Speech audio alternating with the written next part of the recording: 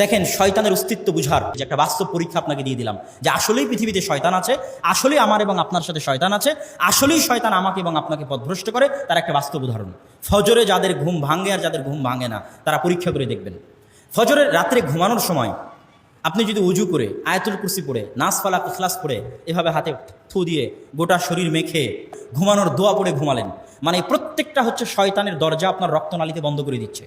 প্রত্যেকটা আয়াতুল কুরসি পড়ে, নাস ফালাক ইখলাস পড়ে হাতে থুথু দিয়ে গোটা শরীরে মাখলেন, মানে আপনার রক্তনালী শয়তানের জন্য বন্ধ হয়ে গেল। উজু অবস্থায় আছেন, 2 রাকাত সালাত আদায় করে আপনি ঘুমানোর দোয়া পড়ে ঘুমাচ্ছেন, মানে তখন আপনার শরীরে কে নাই?